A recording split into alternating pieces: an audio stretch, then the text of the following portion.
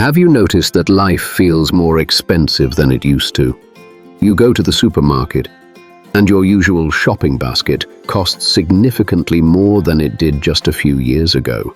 Rent is higher, electricity is higher, transport is higher. And many people are asking the same question: why? We hear the word inflation almost every day. But inflation is a description, not an explanation. It tells us what is happening. It doesn't tell us why it is happening. And the answer turns out to be much bigger than rising prices. It is a story about money, energy, global trade, supply chains, and how the world itself is changing. Every week, we go beyond the headlines to uncover the forces shaping our world. We focus on one big story. We explain why it is happening, and we explore what it means for everyday life. This is Beyond the Headlines, from headlines to understanding. So why does the world feel so expensive right now?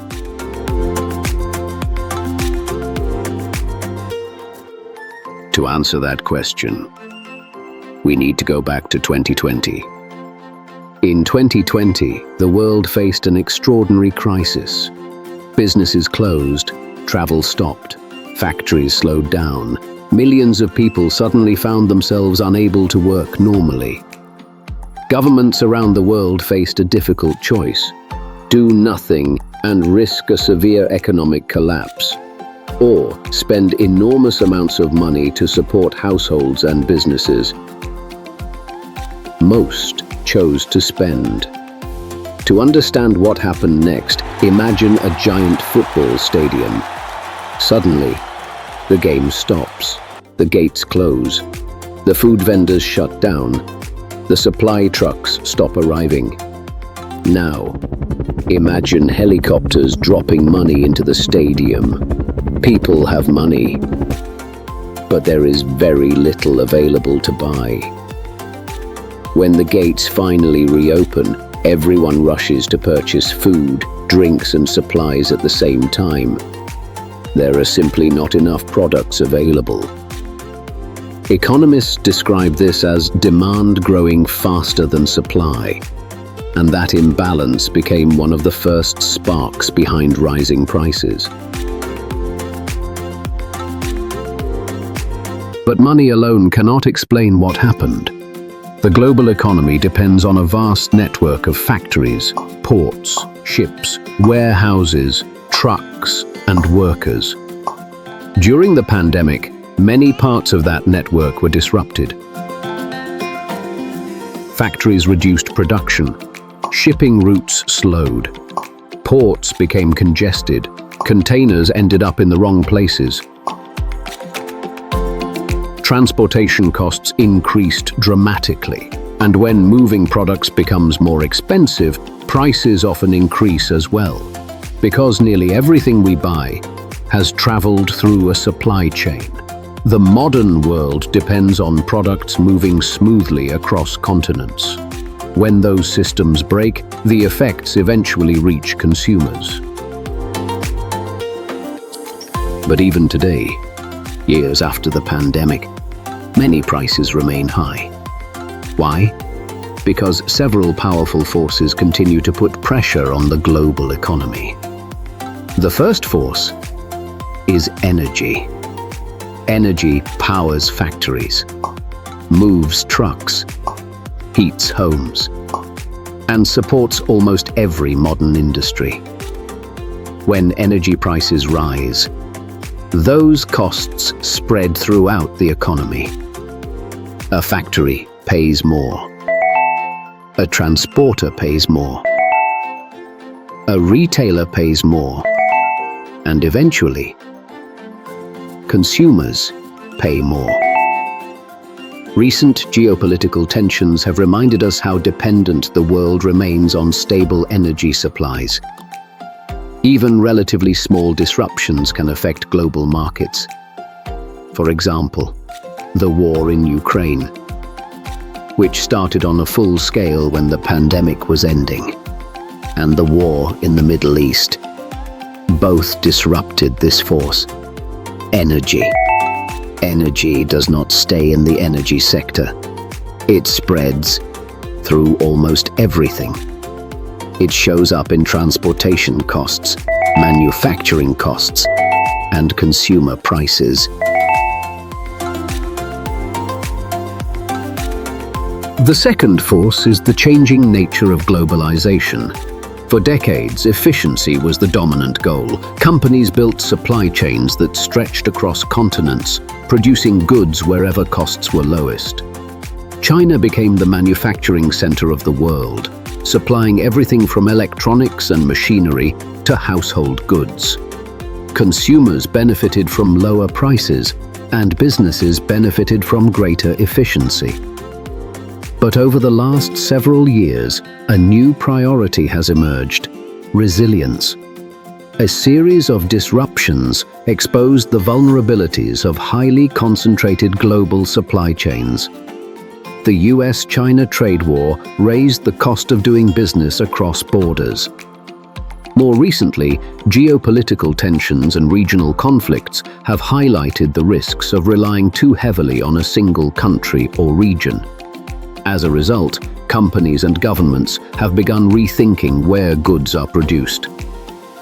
The data reveal a remarkable shift. For many years, China was the largest source of imported goods into the United States. But as supply chains diversified, imports from Mexico grew steadily. In 2023, Mexico surpassed China to become America's largest trading partner. This change reflects a broader trend often described as nearshoring and friendshoring. Rather than concentrating production in one location, companies are spreading manufacturing across multiple countries, bringing some production closer to consumers and relocating other activities to politically aligned partners. The rise of Vietnam tells a similar story. As firms sought alternatives to China, Vietnam emerged as one of the fastest-growing manufacturing hubs in the world.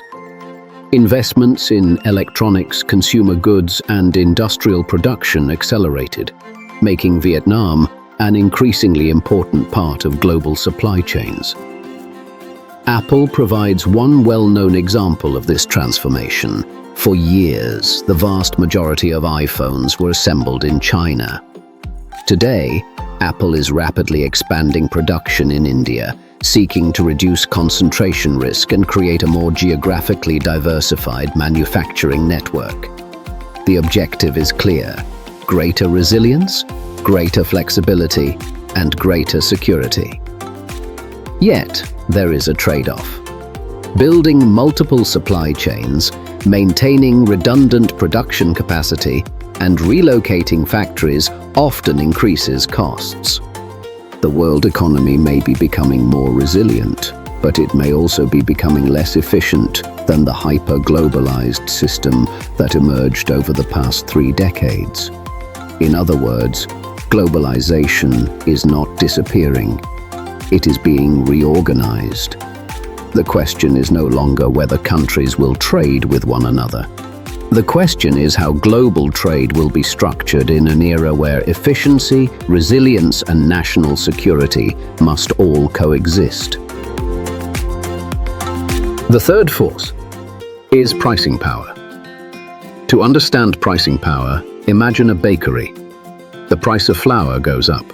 The electricity bill goes up. Transportation becomes more expensive.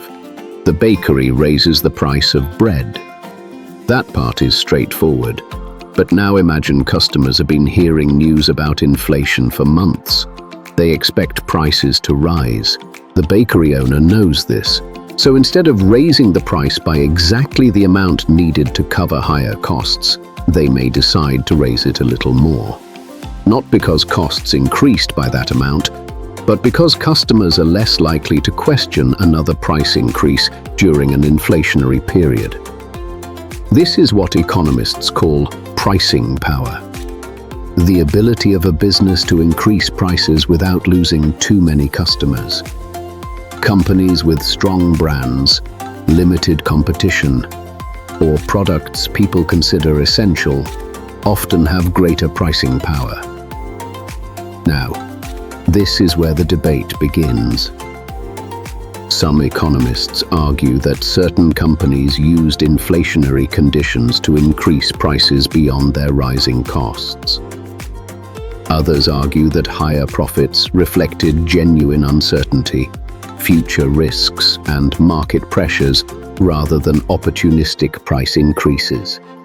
The evidence differs across industries. Some sectors appear to show stronger pricing power than others. But one thing is clear: inflation is not determined only by costs. It is also influenced by the pricing decisions businesses make every day. And when millions of businesses adjust prices at the same time, those decisions can shape the inflation experienced by consumers. Today, economists are closely monitoring something called a wage price spiral. Here's the basic idea. As prices rise, workers ask for higher wages. Businesses face higher labor costs. Some respond by increasing prices, which encourages workers to seek even higher wages. The cycle can continue.